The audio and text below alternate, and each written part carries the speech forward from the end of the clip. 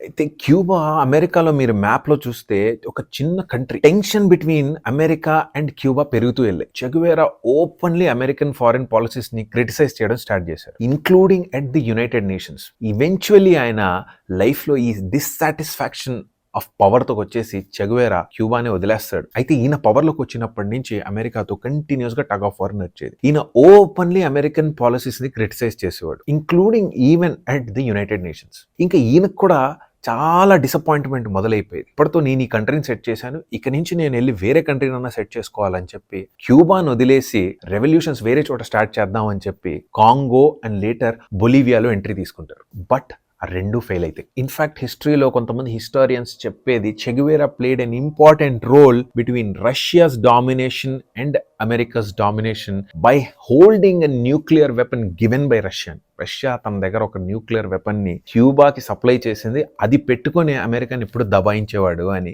చాలా మటుకు హిస్టోరియన్స్ చెప్తారు. ఆన్ అక్టోబర్ 8, 1967 చెగువేరాని బొలీవియన్ ఆర్మీ సిఐఏ అసిస్టెన్స్ ద్వారా పట్టుకుంటుంది. ఆ నెక్స్ట్ డేనే ఆయన ఒక స్కూల్ బిల్డింగ్ లో ఎగ్జిక్యూట్ చేస్తారు. ఆయన్ని కాల్చే ముందు చెగువేరా ఏమంటారంటే, I know you are here to kill me, shoot, you're only killing a man. నన్ను చంపేకొచ్చో నాకు తెలుసు, కానీ నువ్వు కేవలం ఒక మనిషినే చంపుతున్నావు. ఆయన చనిపోయిన తర్వాత ఆయన చేతులు కట్ చేసి ఫింగర్ ప్రింట్స్ ని వెరిఫై చేసుకుంటారు, ఆయన కాదా అని ఐడెంటిఫై చేసుకోవడానికి. చాలా సంవత్సరాలు దాటిన తర్వాత ఇన్ ది ఇయర్ 1997 ఆయన రిమైన్స్ ని క్యూబాకి ఫుల్ ఆనర్స్ రిటర్న్ చేస్తారు. 2008లో ఆయన పుట్టిన రొజారియో అర్జెంటీనాలో ఒక పెద్ద స్టాచ్యూని కూడా ఎరెక్ట్ చేస్తారు. ఈవెన్ టుడే చెగువేరా అని అందరూ ఒక రెబిలియన్, ఒక ఫేస్ ఆఫ్ రెవల్యూషన్ లా గుర్తుపెట్టుకుంటారు.